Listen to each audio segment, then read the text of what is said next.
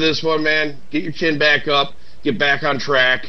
You know, like you said, 4-1. Nothing to fucking shake a stick at. It's putting people on notice. You're not fucking ducking any fights. I see Tim Kennedy still doing good things in the UFC. But yeah. For sure, man, for sure. But to cap this off, you know, Yoel Romero, 5-0 at this point in his last 5. Looks very impressive. Besides all the controversy, let's put all that shit to bed. If we gotta, if they gotta go again, I'm fine with that. But if they're not gonna do it, you know what? Tim Kennedy's still gonna come in as who he is. He's still gonna come in tough, and he's still gonna. I mean, at this point, you know. Hey, if they both keep winning, man, they might meet each other back up the ladder some. So. Yeah, we might. Yeah, part 2 could happen, man. Could very well happen. But I mean, Tim Kennedy losing at this point, it's like whoever he's going to take on a lower totem pole, whatever you want to call it. He should look pretty badass. So because this is the peak of Tim Kennedy right here. Yeah, it's toughest competition. Dude. Yeah, you can't get any better condition than these two guys that stepped in the cage last night. So they look fucking top notch, man. They look awesome. But let's get to it, man.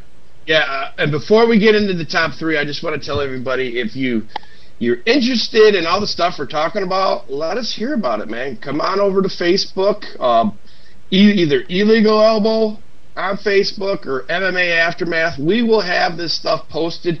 Just go in the comment section under there and say, yeah, man, that was a badass fight. What do you guys think about this? Or I was thinking of this fight and that. We're going to respond to you, okay? So we just want a little bit of feedback from you guys. We're coming up on the listens here. We know people are liking what we do. We want to talk to you guys. So definitely, man, definitely. Some comments. No, awesome, man, awesome. Don't forget about the emails too, man. We've gotten a lot of emails, and we appreciate it big time, man. So keep the emails coming. Illegal elbow at hotmail.com, man. Real simple, real easy, man. So just throw up your comments, suggestions on what you think we should talk about. So, but we'll even have your ass on the show if you want to run down some shit with us, man. You know, if you're adept and you know what you're talking about, and we've been talking to you for a while, we're gonna have you on the show. We've had people on the show before. Yeah. And if you want to talk some MMA stuff with us, we might even have you on the show. So, fuck, we've had Paul Buentello on the show, man. He was fucking. He told us all kinds of stories, man, over the years. That was awesome. So head over to Blog Talk Radio, man. BlogTalkRadio.com, Legal Elbow Radio. Check that out, man. We're not there anymore, but you can go over there to check out some old shows. In the archives. Yep. It's back in the archives, man. Check it out. So. But moving forward, man, the Twitter was blowing up with these two, smack talking back and forth, and it was just getting to the point where I'm done with it, dude. I just want to see these guys fucking buck. I want to see them go. I want to see them go toe to toe. I want to see fucking hands thrown. Yeah, there was some bucking, all right, but it was done by fucking Conor McGregor. Yeah. Yep. And the quickness of Conor McGregor, yeah, he ate a couple shots here and there, man, but Conor McGregor is not the guy to really throw punches that are going to be wasteful, man. And like he said, yeah, the fucking featherweights, they get hit by other featherweights, but they don't get hit by me. And I hit a lot harder. So, you know, I keep going back to this, but Conor McGregor, he's a badass. Everybody below Jose Aldo is on fucking notice. I know he called out at the end. He called out a Jose Aldo, but maybe one more fight. You know, I don't know. I know Jose Aldo's just dismantled everybody, dude. But Conor McGregor, I would love to see the fight, but I don't want to rush the fight. You know what I'm saying? Oh no, yeah, that's great. That's a great point. That's a great point. I think Dustin Poirier, I think Dustin Poirier got a little intimidated. I think, you know, at the same time, it's like, even though he got intimidated, he still was outperformed. Conor McGregor outperformed Dustin Poirier and knocked him out, in round he one. He can be crying about, oh, the back of my head. But guess what? If somebody's punching you and you move to get out of the way and he happens to fucking hit you in the back of the head, it's not an illegal punch, bro. Yeah, I didn't really even see a lot of that, man. I mean, that's what knocked him out was the back of the head graze that put him out. So that's what he was complaining about after. He kept hitting the back of his head. He hit me in the back of the head. It was illegal. Well, yeah, exactly, man. It's like, what are you supposed to do, man? You're in the midst of a fight, and what are you? You're supposed to be pinpoint accuracy, I don't know, man. I mean, really, Conor McGregor won that fight clear. Yeah, when somebody releases their punch and they're coming at you, and you go to duck down and move your head out of the way, and they graze the back of your head. That's. No, I think it was more when Dustin Poirier was going down. Yeah, because when Dustin Poirier was going down, fucking Conor McGregor was fucking landing hammer fists to the side of his face, maybe a little bit to the the right side or the left side or whatever. But I didn't see any real clear, I didn't see nasty shots to the album. Yeah. No, I didn't see any nasty fucking blows to the back of the head. Intended back of the head blows. I did not see it. Situation as when Mark Hunt got knocked the fuck out by JDS kick. Hit him in the back of the fucking ear, lights out. So it's hey, how about Big Country? Yeah. It's a legitimate strike. I'm not taking nothing away from Conor McGregor, man. Conor McGregor won that fucking fight fair and square. Dustin Poirier is a great fighter, but it's like, you know what, dude? This guy's on a fucking train wreck. It's on another level than Dustin Poirier. So yeah, Dustin Poirier will come back from this, man. I think he'll come back and he'll probably be pretty good, man. Shit. Yeah. But you know what? Conor McGregor needs to fucking fight the champion, and I think this guy will get to the title shot, and he'll get the shot. And he's a next level fighter, dude. Yeah, he really is. Yeah, he fights with. He trains with people that we believe are, beyond a shadow of a doubt, next level fighters, and you're seeing it happen, man. I mean, next weekend we got a training partner, Conor McGregor, fighting Rick Story, Nelson. Gunnar Nelson's fighting Rick Story next weekend. Rick Story better bring his fucking ass. I'll tell you that, because this dude's gonna. Without hesitation, without any, what do you call it, man? Without any, worrying about what the fuck you're gonna do. Yeah, he's not gonna have, whatever fucking Rick Story's gonna bring, there's not gonna be any real problem with what, excuse me, I was gonna say Conor McGregor, but with whatever Gunnar Nelson's gonna do. He's not going to be worried about what you're going to do. He's going to be worried about what he's going to do. So, I mean, that's really what it's about, man. It's Gunnar Nelson. It's like, sure, Rick Story's got a puncher's chance, man. Just like any other fight, any other fight, like a lot more so. He's got a great puncher's chance. 'Cause Rick Story's a bad dude. He's a tough dude, man. He's a brute and brawn, fucking tough guy. We'll be running that one down, people, for sure. What's that?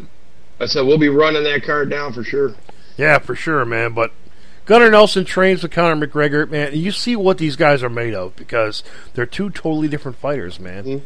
They're giving each other their training regimen. And like you said, he's a big 145 dude. Very big, yeah. I mean, he looked. Some fights he looks emaciated, because I think really, we talked about that before. You brought that up, dude. He looks emaciated, but it's like, I think it's just because he's cutting down to what he's got to be at for that fight night. But when at fight night, it's like, he's beefed back up to his natural 157. And we also have to take into account these are smaller guys. Their metabolism is going like a fucking jackrabbit, like a Mighty Mouse. He's getting close to Mighty Mouse, and fucking Dominic Cruz, and just fucking probably eat fucking 20 meals a day, dude. Yeah. It's fucking crazy.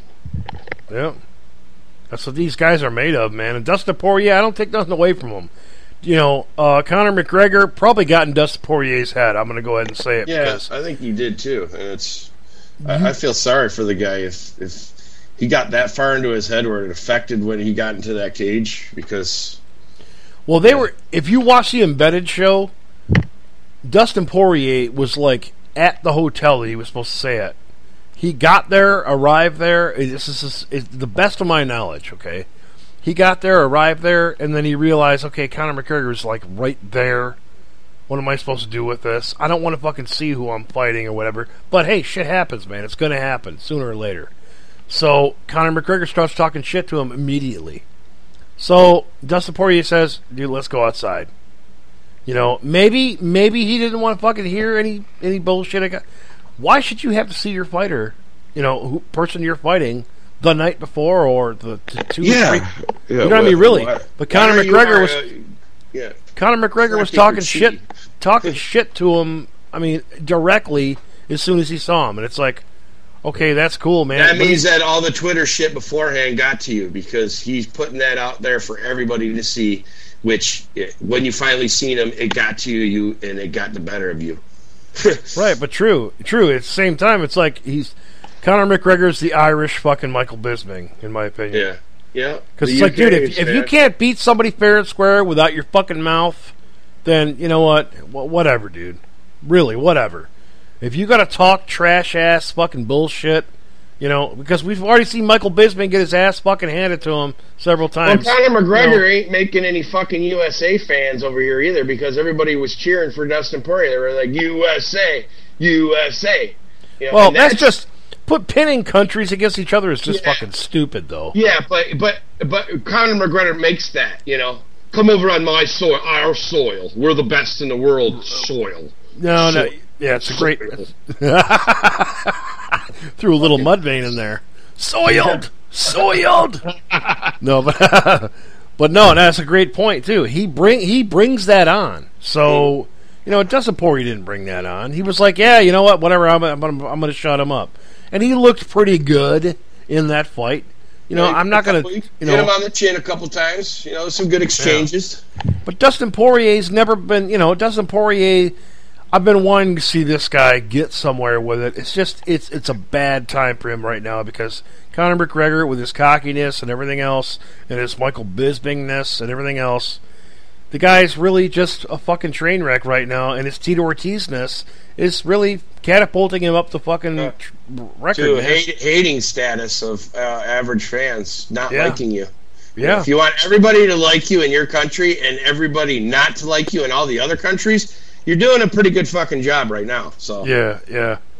And I mean, really, myself, it's like, I could give a shit less where you're coming from or where you're from or whatever. If you're a good fucking fighter, I want to see you. But when you continually peddle this bullshit about how, well, we're here to take over, it's me and my country. And I'm going to fucking bend down and get on my knees and shit before the fight starts. And it's just idiotic and stupid, dude, in my opinion. It almost makes...